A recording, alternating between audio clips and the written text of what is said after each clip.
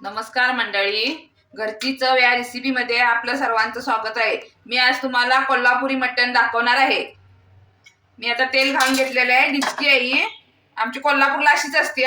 ती डिचकी आहे, डिचकीतच करणार आहे आणि त्याच्यातच मी शिजवणार आहे, डिचकीतच शिजवणार आहे।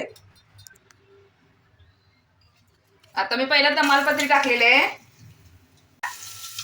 कांदा घेतलेला आहे एक फोडणीसाठी, चांगला हलवून घेतो भाजून। आता कांदा भाजलेला आहे, आपण आता पहिला मटण टाकून घेणार। मी मटण एक वेळा धुवून घेतले, जरा पाणी घालून घ्यायचं, जास्त धुवायचं नाही मटण। आता आपण अद्रक टाकणार आहे, फोडणीत काय टाकलेली नाहीये, ती लागते आणि मग लगेच करपल्यासारखं होतंय, म्हणून अद्रक आणि लसूणची पेस्ट टाकणे आणि हळद टाकणार आहे आपण। हळद टाकणे,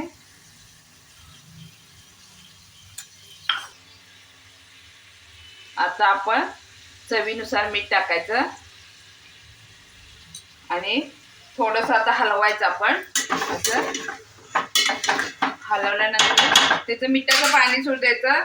हे मी डिचकी ठेवलेलं आहे वरती आणि पाणी घालून ठेवलेलं आहे, म्हणजे ते लागत नाही, खाली पाणी सुटतं, वाफेवर शिजत येतं ते।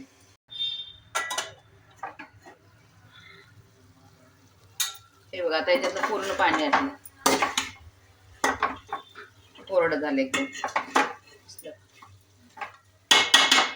आता आपण वरती पाणी ठेवलेलं आहे ना, ते त्याच्यामध्ये घालणार।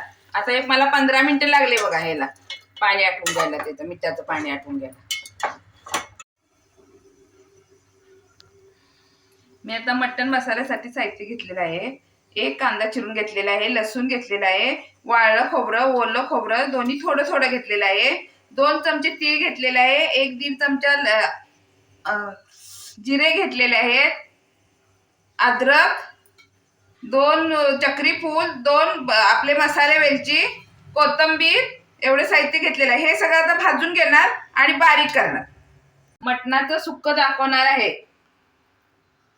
आता मी तेल तापत ठेवलेलं आहे, आता याच्यात कांदा टाकणार आहे। आपण हा मसाला केले ना रस्स्याला, त्याच्यातलाच मसाला आपण तिकडे ऍड करणार आहे थोडा। आता हा झाकून ठेवणार थोडा वेळ।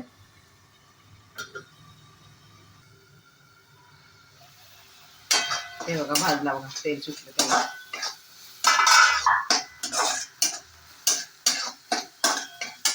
आता आपण तिखट टाकणार आहे, कोल्हापुरी तिखट, आणि थोडंसं कलरचं तिखट टाकणार आहे। 2 मिनिटं भाजून घेणार।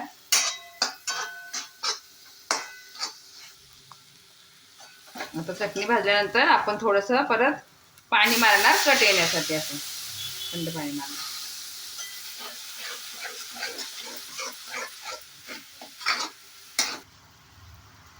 थोडीशी कोथिंबीर टाकायची। आता मसाला भाजलेला आहे, आपण त्याच्यामध्ये शिजवलेलं मटण टाकून घेणार। ते जरा आता आपण हलवून घेतले 1 मिनिटाचं, आणि आपण पाणी टाकणार नाही, आपला रस्सा तयार आहे ना मटणाचा, तो थोडासा टाकणार आहे, आणि वाटला तर थोडासा असा कट पण टाकू शकता, असं म्हणजे कलर छान येतो त्याला। आणि आता झाकून ठेवायचा आणि त्याला शिजू द्यायचं 1-2 मिनिटं मसाल्याला आणि ते मटणाला।